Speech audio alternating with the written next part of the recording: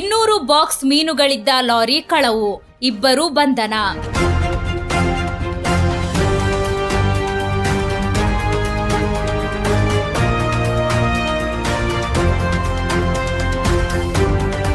ಬಂದ್ಯೋಡು ಅಡಕ ಪ್ರದೇಶದಲ್ಲಿ ನಿಲ್ಲಿಸಿದ್ದ ಸುಮಾರು 200 ಬಾಕ್ಸ್ ಮೀನುಗಳಿದ್ದ ಲಾರಿಯನ್ನು ಕಳವು ಮಾಡಿದ ಪ್ರಕರಣದಲ್ಲಿ ಇಬ್ಬರನ್ನು ಕುಂಬಳೆ ಪೊಲೀಸರು ಬಂಧಿಸಿದ್ದಾರೆ. ಇಚ್ಲಂಪಾಡಿ ಕೊಡಿಯಮ್ಮ ನಿವಾಸಿ ಅಬ್ದುಲ್ ಎಂಪಿ ಹಾಗೂ ಕುಂಬಳೆ ಎಡನಾಡು ಮುಖರಿಕಂಡದ ಮೊಹಮ್ಮದ್ ರಿಜ್ವಾನ್ ಬಂಧಿತರು. ಅಡ್ಕಾದ ಎಂ ಜಕರಿಯಾ ನೀಡಿದ ದೂರಿನ ಪ್ರಕಾರ ಸೆಟ್ ಎಂಎಸ್ ಫಿಶ್ ಸರ್ವಿಸ್ ಕಚೇರಿ ಸಮೀಪ ನಿಲ್ಲಿಸಿದ್ದ ಮೀನು ಲಾರಿಯೇ ಕಳುವಾಗಿದೆ. 200 ബോക്സും കൊണ്ടുപോയി, ഫാസ്ടാഗ് കട്ടാക്കി, GPS കട്ടാക്കിയെല്ലാം പോയി. രാത്രി 4 വെളുപ്പിന് 4:30 വണ്ടി പോകുന്നു. നമ്മൾ ഈ 10ഓളം വണ്ടി ഇവിടെ കിടക്കുന്നു, നേരത്തോട്ട് ഇവിടെ പാർക്ക് ചെയ്യുന്നതാണ്.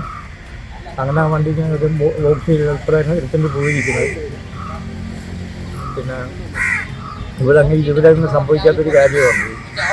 ഇത്രയും നാളെ ഒരു കുഴപ്പമില്ല, വണ്ടിക്ക് ആദ്യം ഇടും എല്ലാം ഇടും. ಇದಾದ ಸಂಭವ. ಶನಿವಾರ ರಾತ್ರಿ 11:30 ಗಂಟೆಯಿಂದ ಮುಂದಿನ ದಿನ ಬೆಳಗ್ಗೆ 8 ಗಂಟೆಯ ಒಳಗೆ ಅವಧಿಯಲ್ಲಿ ಕಳವು ನಡೆದಿರುವುದಾಗಿ ಪೊಲೀಸರು ತಿಳಿಸಿದ್ದಾರೆ. ಘಟನೆ ತಿಳಿದು ತಕ್ಷಣ ಸ್ಥಳಕ್ಕಾಗಮಿಸಿದ ಪೊಲೀಸರು ಪರಿಶೀಲನೆ ನಡೆಸಿ ಸುತ್ತಮುತ್ತಲಿನ ಸಿಸಿಟಿವಿ ದೃಶ್ಯಗಳನ್ನು ಸಂಗ್ರಹಿಸಿ ಪರಿಶೀಲಿಸಿದರು.